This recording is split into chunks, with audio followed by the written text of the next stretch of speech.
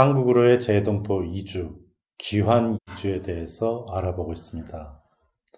이번 시간에는 한국으로 이주한 동포들 중에서 제일 큰 그룹인 조선족과 고려인에 대해서 알아보도록 하겠습니다. 조선족, 우리가 중국에 거주하는 동포들이죠. 이 중국에 거주하는 조선족이라고 하는 동포들은 현재 183만 명에 달하고 있습니다. 그런데 이들 중에서 최소 80만이 중국이 아니라 한국으로 이주해서 거주하고 있다는 점입니다. 중국에서도 이주는 거듭됐습니다.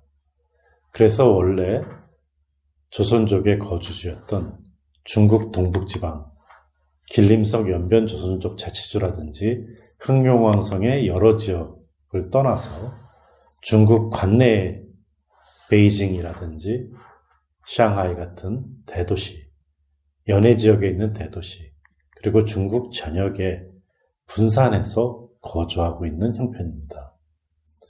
그 결과는 연변 조선족 자치주에 있어서 조선족 인구의 감소로 나타났습니다. 근데 지금 여기서 얘기하고자 하는 것은 중국 동포들이 한국으로 들어오는 경우가 되겠습니다. 중국 조선족이라고 하는 동포들이 한국에 들어오기 시작한 것은 한중 수교가 절대적인 계기가 됐습니다.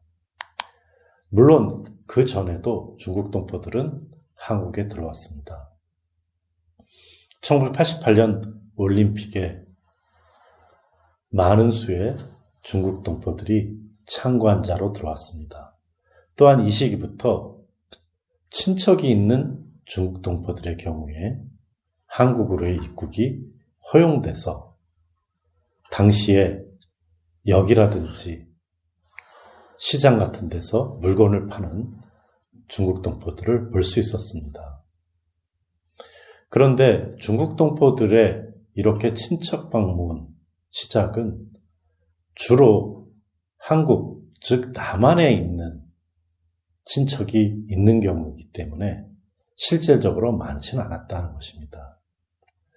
1992년 한중 수교가 이루어졌습니다. 2022년 한중 수교 30주년입니다. 이러한 한국과 중국과의 수교, 그 과정 속에서 중국 동포들은 변화를 했다는 것입니다. 결국은 한국의 정책에 따라서 중국 동포들의 이주가 달라진 것입니다. 첫 번째로는 중국에 투자한 한국 기업들, 당시 통역이 필요했고, 그리고 독신으로 간 주재원들의 살림을 도와줄 분들도 필요했습니다. 많은 중국 동포들이 한국 기업들을 따라서 연해 지역에 이주를 했습니다. 그리고 그분들 중에서 많은 분들이 또 한국으로 들어오게 됐습니다. 그러니까 다양한 방법으로 들어오게 된 중국 동포들은 1999년 이미 많은 수를 차지하게 됐습니다. 그러면서 한국에서의 중국 동포는 사실상 한국 제도 바깥에 불법적으로 체류하는 동포수가 늘어난 것이라고 할 수가 있겠습니다. 1999년 재외동포법이 발효가 되면서 재외동포들에게는 F4라고 하는 비자가 발급됐습니다. 그렇지만은 여기에서 재외동포의 정의에 있어서 1948년 8월 15일 대한민국 정부 수립 이후에 해외로 나간 사람들로 제한한 결과 중국 동포 중에는 아무도 해당되지 않게 되는 결과를 가져왔습니다. 그렇지만 현실은 이미 많은 수의 중국 동포들이 친척 방문이건 다양한 방법을 통해서 한국에 들어와 있다는 것입니다. 이러한 사태 속에서 중국 동포들은 한국 정부를 상대로 항의를 하기 시작했고, 교회를 중심으로, 시민단체를 중심으로 재외동포법을 개정하는 운동, 그리고 중국 동포들의 안정적인 지위를 요구하는 운동들이 일어나게 됐습니다. 이것은 2004년, 2005년을 거치면서 재외동포법을 개정하게 되는 결과를 가져오게 됩니다. 그렇지만은 여전히 재외동포법에서 정한 그 규정에 중국 동포가 포괄되지는 못했습니다. 이 상황을 해결하고자 한국 정부는 방문 취업제라고 하는 비자를 만들었습니다. 말 그대로 방문을 해서 취업을 하는 것입니다. 이것은 특별히 1948년 8월 15일 이전에 해외로 갔었어도 한인의 후손이라는 것이 증명된 사람들, 즉 중국 조선족과 고려인을 대상으로 해서 비자를 발급하는 것이었습니다. 처음에는 조선족 위주로, 즉 중국 동포 위주로만이 발급되게 됩니다.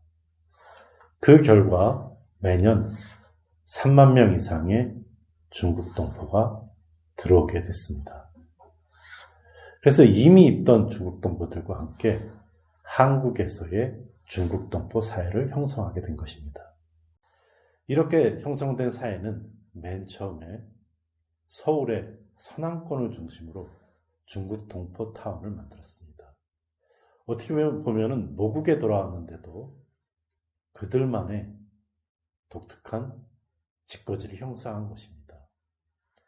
한국 속에서의 중국이라고도 할 수 있고, 어떻게 보면 한국 속의 중국 동포의 사회인 서울 서남권 지역의 중국 동포 타운은 이후 점차 확대돼 갑니다. 그것은 한국에 들어오는 중국 동포의 숫자가 증가했고, 또 이들이 경제력이 달라졌기 때문입니다. 대표적인 것으로 우리가 양꼬치 식당을 들 수가 있습니다. 지금은 많은 사람들이 애용하는 양꼬치 식당은 중국 동포들에 의해서 시작됐습니다. 그래서 중국 동포들은 지하철 7호선을 기점으로 해서 서남권에서 관악구 그리고 건대 앞까지 이어지는 본인들의 거주지를 늘려나가게 됐고, 이후에 지방에도 중국 동포 거주지역을 만들게 된 것입니다. 또한 재외동포 사증을 가지게 되는 중국 동포들도 증가했습니다. 처음에 재외동포 사증을 가지게 된 중국 동포들은 경제력이 있다거나 신분이 확실하다거나 하는 사람들에게만 한국 정부가 발급을 했습니다. 이후에는 그 조건이 좀 더 완화가 됐습니다. 또 방문 취업 사증에 의해서 들어온 중국 동포들 중에서 사증 기간이 끝났음에도 불구하고 체류하는 소위 불법 체류자들이 늘어나기 시작했습니다. 이들은 집단화돼서 한국 정부에게 요구를 하기 시작을 했고, 이러한 요구가 또 다양한 방식으로 받아들여지게 됐습니다. 또한 재외동포 사증을 받은 동포들 중에는 가족과 동거하는 사람들도 늘어나게 됐습니다. 그러면서 영주권자도 증가하게 됐습니다. 이러한 부분들이 중국 동포들의 증가를 급격하게 이끌었습니다. 중국 동포가 80만에 이르게 되면서 하나의 정치 세력화가 될 수 있는 기반까지도 이루게 됐습니다. 하지만 모국에 돌아와서 이들이 중국인인지 또는 한인인지 또는 독립적인 중국 동포로서의 조선족인지 여러 가지 정체성의 혼란이 있었던 것입니다. 이 혼란은 한국 사회에 중국의 부상과 함께 다양한 문제점을 불러일으켰고 한국에서의 반중 그리고 중동포에 대한 혐오까지 나타나는 경우가 생겼습니다. 또 하나의 그룹은 고려인입니다. 고려인은 중국 동포와 마찬가지로 처음에는 방문 취업 비자에 속했습니다만 그리 많이 한국으로 오지 않았습니다. 2010년 이후에 그 수가 증가하기 시작했습니다. 그것은 중앙아시아의 상황 변화 때문이기도 합니다.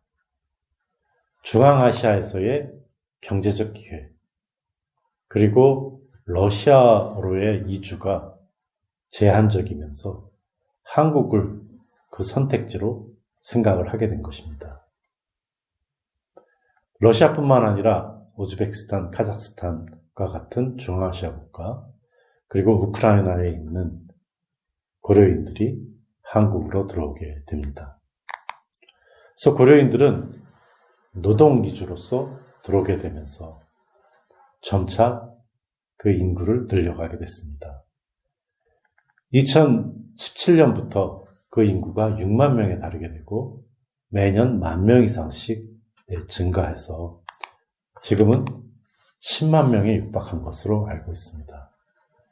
이 고려인들은 처음에 경기도 안산에 집단 거주를 했고 그 안산을 기반으로 해서 다른 곳으로 이동을 하기 시작했습니다.